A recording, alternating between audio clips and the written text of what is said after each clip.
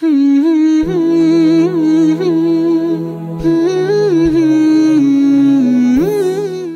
ingin membahas apa perkara-perkara yang sebenarnya sering tidak diketahui oleh para penempuh jalan surga. Karena mungkin referensi ini tidak dibaca. Dan saya ingin menyampaikan poin per poin, sisi lain tentang surga yang kita pelajari dari para ulama, dari buah ilmunya mereka dan goresan mereka, supaya itu bisa memperbaiki dan mengevaluasi apa yang kita harus lakukan di dalam perjalanan kita menuju kepada surga. Nah, inilah poin-poin yang kita ingin bahas, sisi lain tentang masalah surga. Ada banyak poin. Poin yang pertama, kalau kita sudah bicara tentang surga, yang pertama yang kita harus mengerti adalah sesungguhnya setiap para penempuh jalan surga itu harus paham, Ibu. Potensi rezeki amal yang Allah berikan kepada Ibu itu apa? Sebagaimana potensi amal yang Allah bagikan kepada saya itu apa? Termasuk sesuatu yang musibah itu, kalau orang ingin mendapatkan surga, tetapi dia tidak tahu potensi amal yang Allah anugerahkan kepadanya itu apa. Jangan dicatat dulu, kalau dicatat malah tidak paham. Nanti pulang, ini maksudnya apa, Mi? Itu saya juga nggak paham. Dengerin dulu nanti dicatat. Ibu-ibu tahu tidak? Surga itu berapa pintu? A, 1 pintu, B, 3 pintu, C, 6 pintu. Siapa yang jawab A? Angkat tangan. Tidak ada. Siapa yang jawab B? Tidak ada. Siapa yang menjawab C? Siapa yang jawab A? Saya menjawab A, 1 pintu, B, 2 pintu, C, 5 pintu. Gak ada yang jawab. Nah, inilah yang membuat kadang-kadang saya akhirnya susah dalam dakwah. Berapa pintu, Ibu? 8. Bukan A, B, C, 8. Yang menarik adalah, Ibu pernah mikir enggak? Kenapa pintu surga itu dijadikan oleh Allah 8? Kenapa tidak dijadikan gerbangnya itu 1 yang gede, yang bagus? Bukankah kita kalau masuk ke Kemang atau masuk komplek perumahan ya, biasanya cuma 1 gerbangnya. Kecuali Kemang Pratama 3. Kalau Kemang Pratama 3 kan memang unik ya. Gerbangnya ada 2. Tapi kemudian biasanya tuh kalau perumahan mewah, terutama townhouse, itu biasanya 1 pintu. Gerbangnya 1. Kenapa surga tidak dijadikan 1 pintu, Ustadz? Kenapa di dalam surga itu pintunya ada 8? Ada pintu apa saja yang Allah berikan di dalam 8 pintu surga itu? Ada pintu sholat, ada pintu puasa, ada pintu sedekah, ada pintu jihad. Ada pintu aiman. Pintu aiman itu pintu yang diperuntukkan bagi 70.000 orang yang masuk surga tanpa hisab. Yang mereka tawakal sama Allah, tidak pernah minta diruqyah, tidak pernah menggunakan pengobatan api, dan tidak pernah bertatoyor merasa sial dengan apa yang mereka jumpai. Itu mendapatkan pintu aiman. Ada pintu sholat, puasa, sedekah, jihad, pintu aiman. Terus kemudian ada pintu apa? Pintu ridho. Orang yang ridho dengan apa yang dia peroleh, salah satunya ahlul musibah. Ketika dia mendapatkan musibah, dia ridho.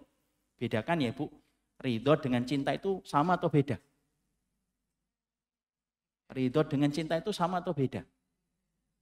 Siapa yang mengatakan beda? Angkat tangan. Siapa yang mengatakan sama? Yang masih merasa ragu-ragu. Nah, ini efek dari pandemi terlalu lama.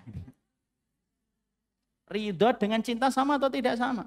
Tidak sama. Lebih tinggi ridho atau lebih tinggi cinta? Ridho. Ibu cinta nggak sama suami?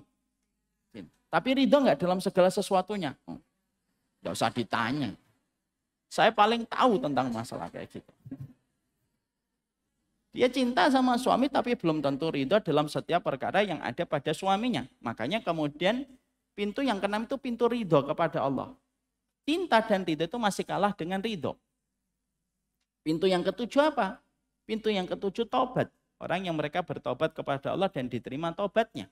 Yang kedelapan, wal kadhiminal ghaidha wal afina anin nas. Pintu yang kedelapan itu pintu memaafkan manusia yang salah dan pintu menahan marah. Itu ada 8. Yang menarik adalah tidak mungkin kan Allah itu tiba-tiba ujuk-ujuk tanpa ada sebuah penjelasan dan penjabaran. Kenapa Allah jadikan pintu surga itu ada 8? Allah menjadikan pintu surga itu ada 8. Mari kita membedah menurut penjelasan Imam Malik. Imam Malik berkata, Allah jadikan pintu surga itu ada 8.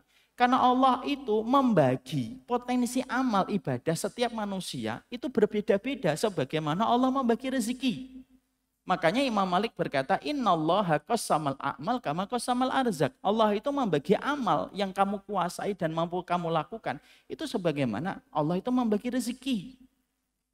Ada orang yang terkadang dimampukan untuk sholat. Tapi terkadang dia tidak dimampukan untuk puasa sunnah.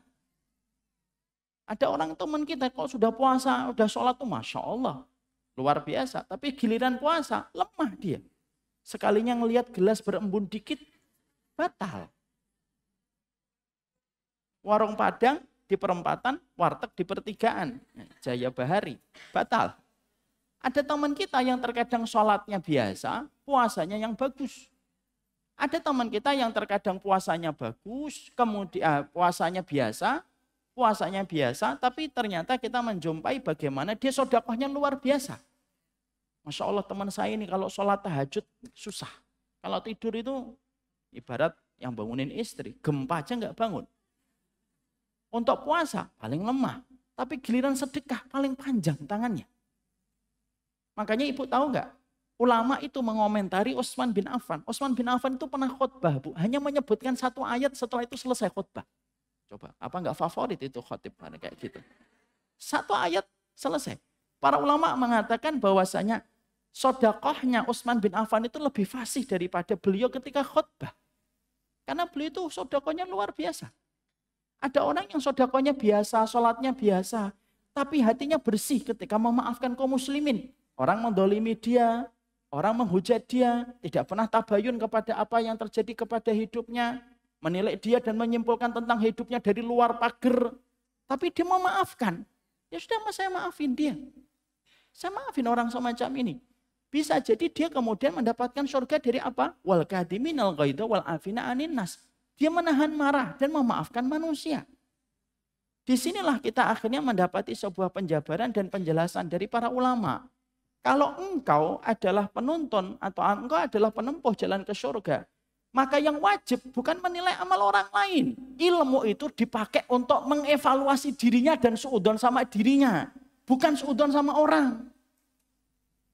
Kamu tidak pernah diperintahkan untuk menjadi nabi bagi orang lain dengan apa yang dilakukan ibadahnya. Maka ketika kita mengetahui poin yang pertama, kenapa Allah itu membagi surga menjadi pintu 8 dan tidak dijadikan gerbangnya surga itu 1. Maka kata para ulama, temukan potensi amalmu itu yang Allah rezekikan kepada dirimu itu apa. Karena termasuk musibah itu apa? Termasuk musibah itu orang yang tidak pernah tahu rezeki amal yang Allah bagikan kepadanya itu apa. Lalu sukanya nilai orang lain. Jadi jangan sampai ketika kita bertanya sama diri kita, potensi amal saya itu apa? Saya tidak bisa jawab. Kita ini harus menemukan potensi amal kita itu di mana, Ibu. Oh, saya ini lemah di dalam puasa sunnah. Oh, berarti ada sesuatu yang saya harus jaga. Oh, mungkin yang saya jaga adalah saya itu gampang untuk ridho kepada apa yang Allah buat. Dan itu harus dimiliki oleh kita. Dan kita tidak bisa memaksa orang yang kita cintai untuk sempurna dalam setiap perkara, Ibu. Ibu memaksa suaminya, rajin tahajud, puasa saunah tiap hari, sedekahnya harus kenceng, jangan gampang marah, ridho. Tidak bisa. Bukan ibu-ibu di sini, ibu-ibu di sana. Tapi yang di sana pindah dari sini.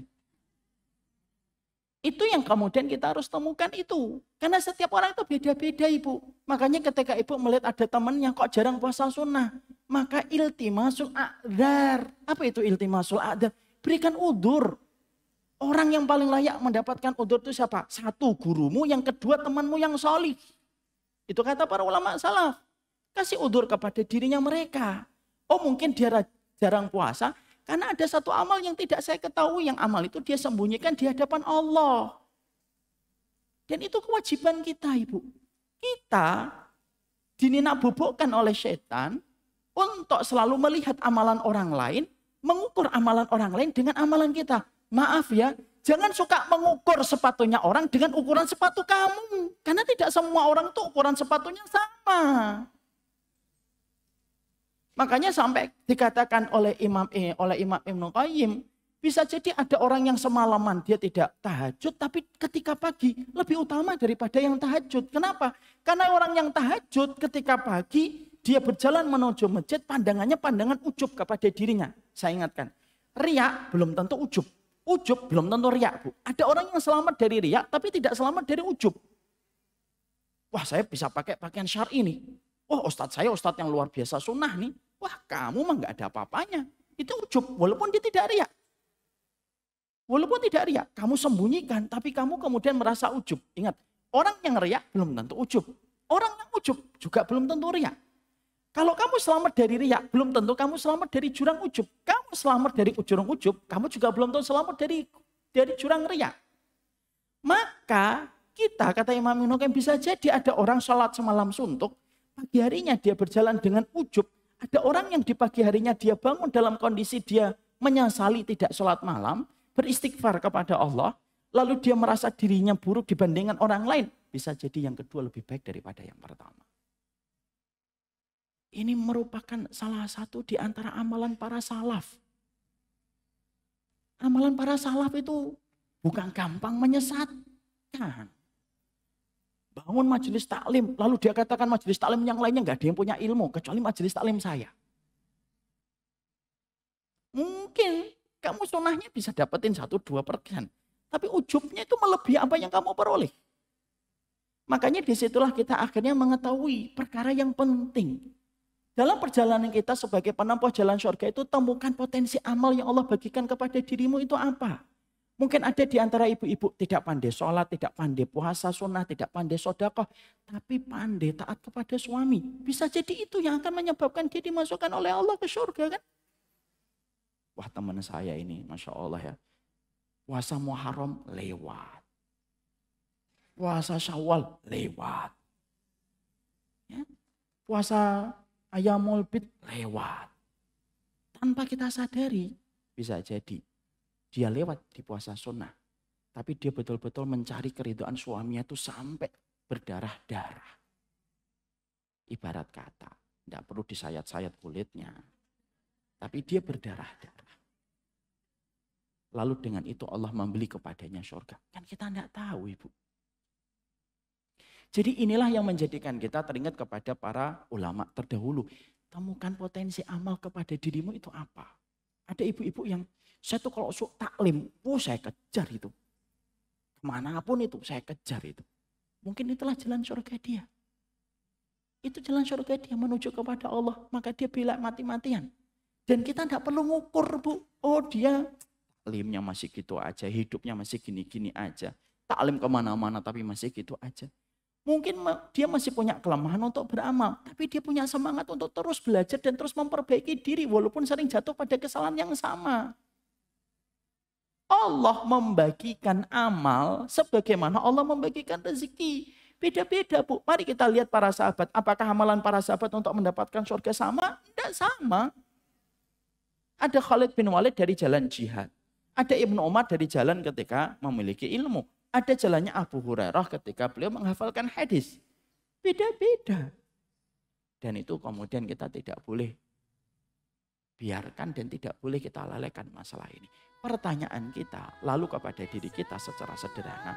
Apa potensi amal dirimu yang Allah bagikan kepada kita?